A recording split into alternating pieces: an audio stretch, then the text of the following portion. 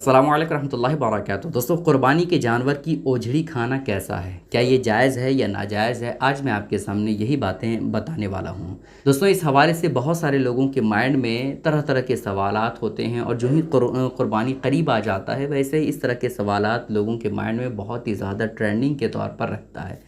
तो इस सवाल का जवाब हर मुसलमान को पता होना चाहिए कि क़ुरबानी के जानवर की ओझड़ी खाना ये सही है या गलत है। क्या इस हवाले से उलमाए कराम ने क्या फ़रमाया है, आज मैं आपके सामने पूरी डिटेल के साथ बताने वाला हूँ। बस आप वीडियो को ध्यान से देखिएगा।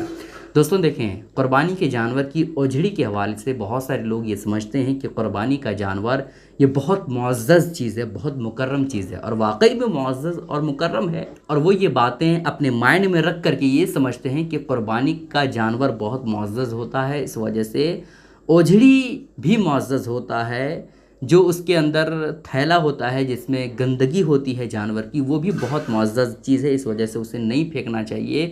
उसे फेंकते हैं तो गुनाह मिलता है। इस तरह की बातें लोगों के माइंड में सेट हो चुकी है। तो आप जान लीजिए दोस्तों कि ओझड़ी उस जगह को कहा जाता है जहाँ पर जानवर कुछ भी खाते पीते हैं तो वो गंदगी की शक्ल में उसी जगह पे रहता है और उसी जगह के ज़रिए से वो गंदगी बाहर आती है। ठीक है, तो उसे ओझड़ी के नाम से पुकारा गया। हो सकता है आपके इलाके में इसे दूसरे नाम से पुकारे जाते हों।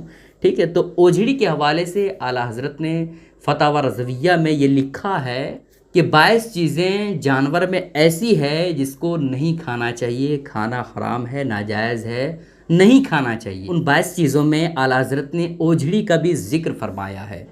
ओझड़ी के हवाले से आला हज़रत ने फरमाया है कि ओझड़ी खाना ये मकरूह तहरीमी है, हराम के करीब है। ठीक है, लेकिन ओझड़ी के हवाले से उलमा का इख्तलाफ है। इसमें उलमा का दो गिरोह है। एक वो गिरोह है जो इसके जवाज़ के कायल हैं। कुछ उलमाए कराम ये कहते हैं कि ओझड़ी खाना ये बिल्कुल जायज़ है, किसी भी तरह से कोई हर्ज नहीं है। वो दलील ये देते हैं कि ओझड़ी ऐसी चीज़ है जिसमें गंदगी तो रहती है, जिसमें पखाना जानवरों का रहता है, लेकिन वो चीज़ ऐसी है कि अगर गर्म पानी के ज़रिए से मुकम्मल तौर पर साफ़ किया जाए तो मुकम्मल तौर पर ओझड़ी साफ़ हो जाती है। गंदगी उसके अंदर रह जाए ये इम्कान ही नहीं है। इस वजह से कुछ उलमाए कराम ये कहते हैं कि ओझड़ी खाना जायज़ है, मुबाह है।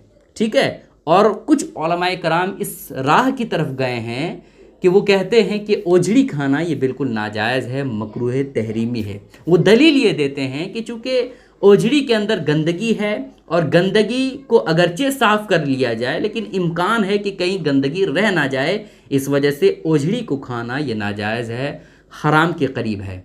ठीक है, खुलासे के तौर पर आप जान लीजिए कि जिन मसाइल में उलमा का इख्तलाफ हो उन चीज़ों से दूर ही रहना बेहतर है।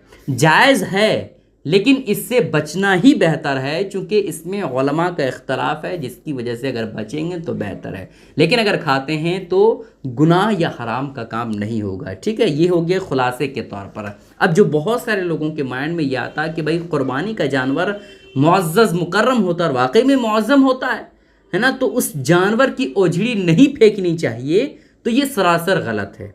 समझ रहे हैं, जानवर में जो चीज़ें खाना हराम और नाजायज़ है वो अगरचे क़ुरबानी का ही जानवर क्यों ना हो, वो चीज़ें नाजायज़ और हराम ही रहेगी। ऐसा नहीं होगा कि भाई क़ुरबानी का जानवर है इस वजह से नाजायज़ चीज़ भी, जो नाजायज़ चीज़ है जिसे खाना नाजायज़ और हराम करार दिया है उस चीज़ को हम खा सकते हैं, ऐसा नहीं है।